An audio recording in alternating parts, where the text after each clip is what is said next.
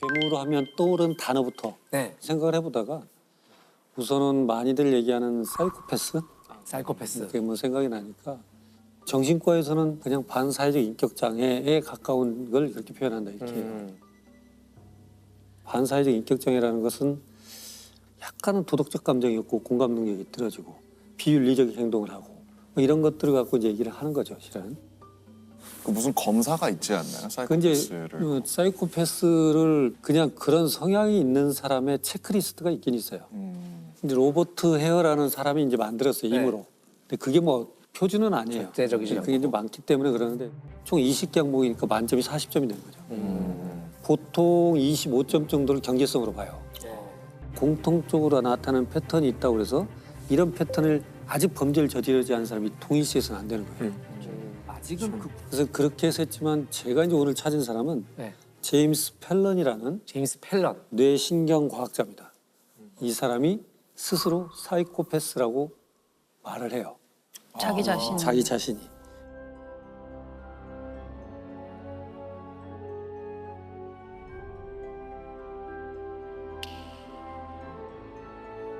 그러니까 지금까지 나와 있던 기준으로 보면 나는 사이코패스다 라고 선언을 하게 되는 거죠. 그러면서 이분이 또 책도 써내고 그래서 우리가 한번 사이코패스를 다른 각도로 한번 보자. 그래서 구체적으로 이분이 어떤 과정으로 사이코패스라고 스스로 선언하게 됐고 네. 또 자기는 왜 범죄를 저지르지 않았는가도 또 설명하게 되고 한번 비교해 볼 필요가 있겠다. 이렇게 되는 거죠. 과학자답네요. 나를 객관화 네, 시키면서. 그렇죠. 그렇죠. 내가 사이코패스. 사실 굉장히 용기가 필요한 일이잖아요. 그렇죠. 그러게요. 응. 근데 본인이 사이코패스라는 건 어떻게? 이 재밌어요. 아까 이분이 이제 뇌신경 과학자잖아요. 네네. 굉장히 유명한 분. 2000년에는 성체줄기 세포 가지고 퇴행성 질환의 뇌 기능을 다시 살릴 수 있는 방법이 있다라고 최초로 논문도 발표하고 각광을 받는 뇌신경 과학자. 아 예. 이분이 뭘 하고 있었냐면 알츠하이머를 갖고 있었어요. 근데 이분이 그 알츠하이머를 할 때는 알츠하이머 환자가 있는 뇌 스캔 사진이 있다면 대조군 정상 뇌 스캔 사진도 있어야 돼요. 네. 그래야 비교할 수 있잖아요. 네. 정상 뇌 스캔은 어디 가서 찾을 수 있냐면 내 가족들. 가족들 뭐 인지 기능에 장애가 없으니까 네. 네. 그 가족들 사진을 찍어서 하고 그렇게 보는데 문제는 그 전에 바로 자기한테 왔던 검사 의뢰가 온 게 뭐냐면 한 50명 정도 되는 흉측한 사이코패스로 범죄를 저지른 사람들의 뇌 스캔 사진이 왔어요. 아. 그래서 그들의 공통적 패턴이 뭐냐라고 알려달라. 뇌 스캔 사진을 받아서 해석을 해달라는 의뢰를 받았어요. 개별적으로. 네. 그래서 이거 패턴을 정리를 해가지고 논문을 썼어요. 네. 젊은 사이코패스 환자들을 보고 음. 거기에서 뇌 기능에 어떤 신경 전달 물질 이상이 있는 패턴을 발견했어 라는 논문을 낸 거예요. 네. 투고를 하고 그날 저녁에 우연히 이제 알츠하이머를 또 본 거죠. 그럼 자기는 이제 블라인드로 해야 되니까 이 사람의 뇌 스캔 사진이 누구 이름이 써 있거나 그러면 내 가족의 이름을 하면 이게 정상이라는 걸 알잖아요. 네. 그렇지. 그러니까 모든 샘플은 일련 번호만 붙여서 받았어요. 네. 아. 그런데 그 뇌 사진 알츠하이머 환자들 쭉 보는데 하나가 아주 전형적인 사이코패스 뇌예요. 자기가 찾은 패턴. 네네. 그래서 이게 내가 정리가 안 됐구나. 자기가 정리가 안 돼서 하나가 끼어들어온 줄 알았어요. 아. 그래서 그 다음 날 이거 누구 거냐 번호를 연구원한테 물어봅니다. 이거 좀 알려줘. 연구원한테 말해온 거죠. 교수님 겁니다. 야. 아니, 충격이었겠다. 무슨 소리야 이게. 오.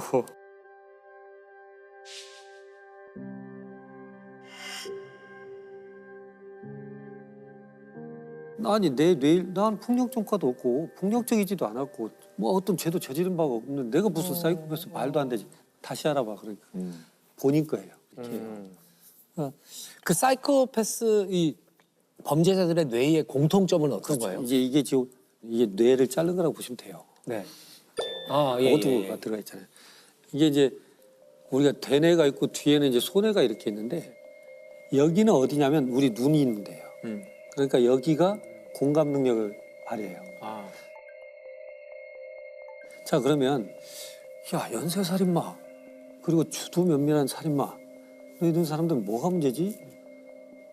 그들은 상대의 통증과 고통을 느끼지 못했을 거야. 죽이고 싶다는 충동을 조절하지 못했을 가능성이 있고 전반적인 감정적 선이 망가졌을 가능성이 있다라고 보는 거예요. 이 기능이 저하되는 거거든요. 보니까 스캔이잖아요. 요 밑에가 없죠. 어머. 이제 전전두 피질 네. 안화하고 복내측 전전두 피질이 굉장히 검은색 활동을 하지 않는 활동하지 것들을 않는 나타나요. 이게 기능을 안 해요. 웬일이야? 거기서 이게 반응을 보이지 않는 거예요. 감정적 감정, 동요가 예. 없는. 그렇죠. 그래서 이런 전형적 패턴을 가지고 있는데 이게 자기였다 이렇게 써 있잖아요. 어머. 충격적이었겠다 진짜. 그러나 이분은 말도 안 된다고 생각하고 이걸 접어버려요. 그런데 어느 날 집에서 이제 바비큐 파티를 하는데 네. 이제 이 과학자의 사촌이 계보학이라고 해서 우리는 이제 족보가 있잖아요. 아. 조상을 찾아가는 이런 게 후에마이처럼. 근데 그 동생이 자기 집안을 조사를 했어요. 네. 그 책을 보내왔는데 자기의 몇 대 몇 대 가면 근친 살인자가 있어요. 또 폭군이 자기 조상이고 굉장히 많은 사람을 살해했던 왕이 자기 집안이고 그래서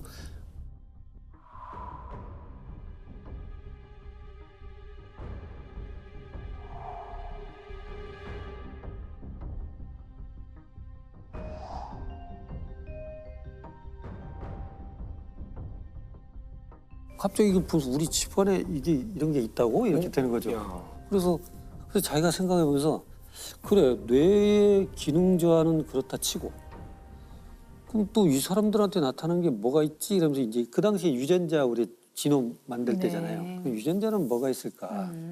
유전자를 보면 그 중에 하나가 마오라는 건데 세로토닌, 그리고 도파민, 네. 노에피네프린 뭐 이런 거 듣잖아요. 네. 네.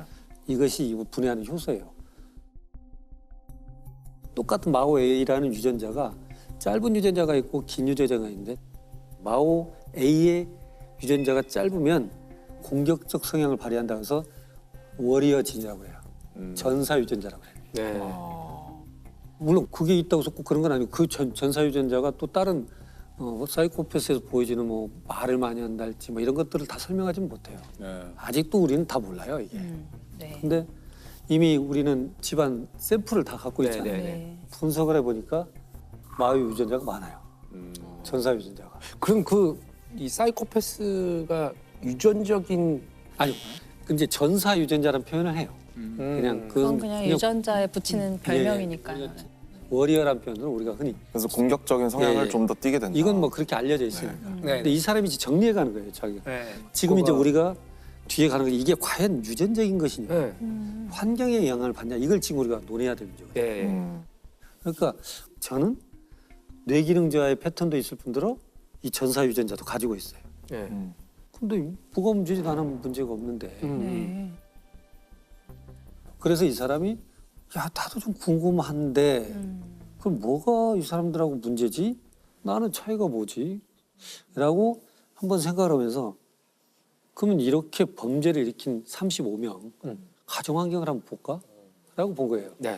그러니까 35명 보니까 약 70% 이상이 아동학대의 기억력을 가지고 있어요.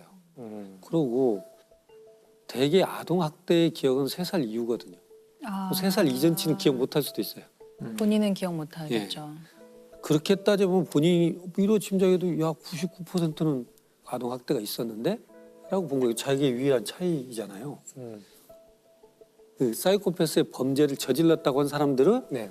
뇌기능자 패턴도 있고 전사유전자도 있고 그들은 여기에는 분명한 사회환경적 요인도 있고 네. 그래서 이제 자기는 야 그럼 사이코패스 반사회적 인격장애라고 하려면 발이 3개 있는 의자가 돼야 된다. 3가지가 다 갖춰져야 된다 이렇게 보는 거예요. 네.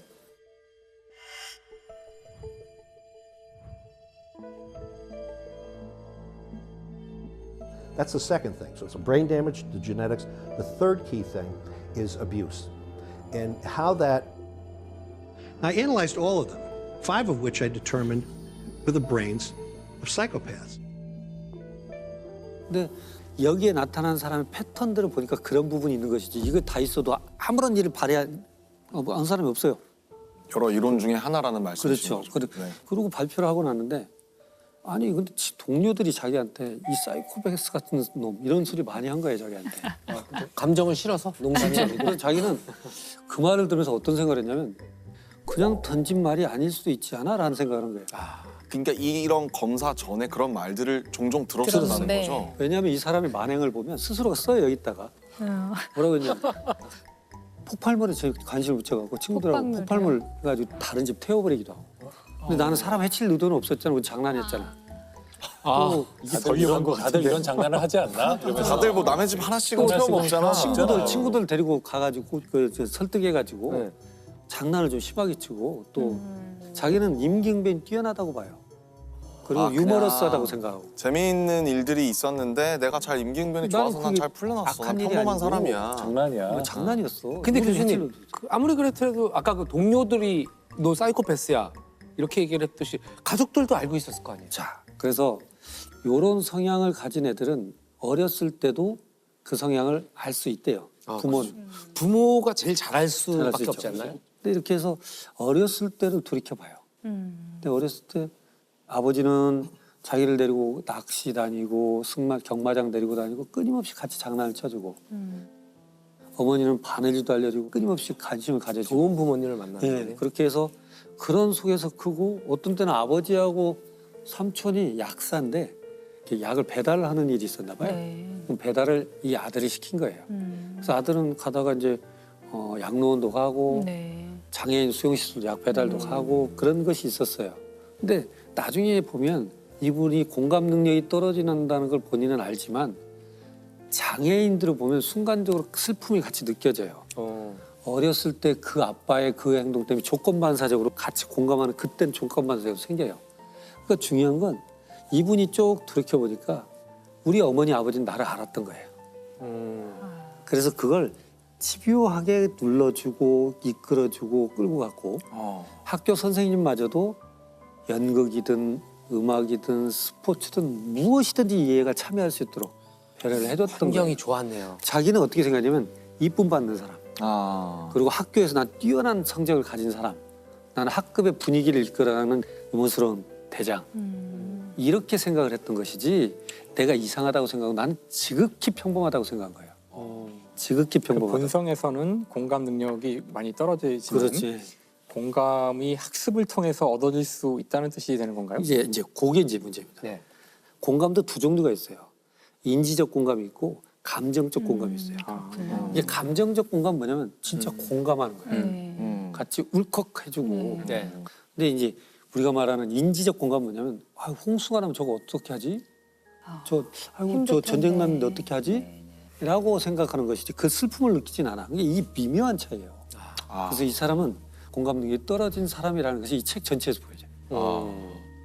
자기가 해부학교실 근무를 할 때 어떤 어린아이가 소녀가 사망을 했어요. 네. 근데 부모가 울고 있는 옆에 가서 뭐라고 그러냐면 드레스가 참 이뻐요. 아이고.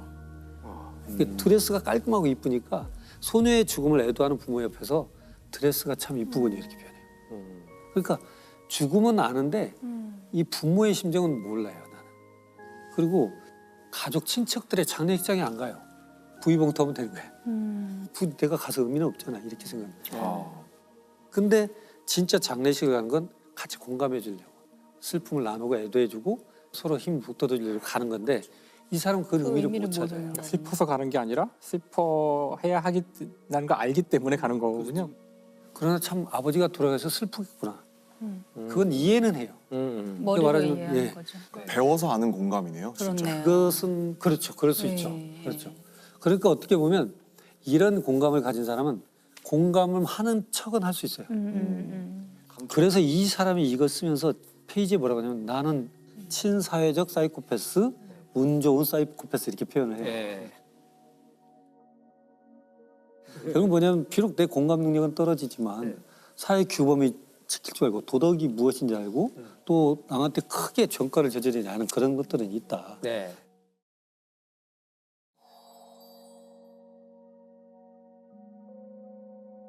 네이처냐 널처냐 이렇게 표현하는데 이분은 태어난 대로 산다고 생각하는 생리 해부학자예요. 그건 뭐냐면 모든 사람들을 만날 때 우리는 태어난 대로 살아. 그 주어진 대로 사는 것이지 환경은 중요치 않아. 바꿀 수 없어. 굳이 한다면 8대 2 정도 이렇게 하는데 다른 과학자들은 야 5대 5야. 네. 태어난 거 반절, 양육 환경이 반절이야. 늘 무지하게 싸웠는데 자기 스스로가 인정한 꼴이 됐잖아요. 그러네요. 자기 삶으로 증명했네요. 내 삶으로. 네.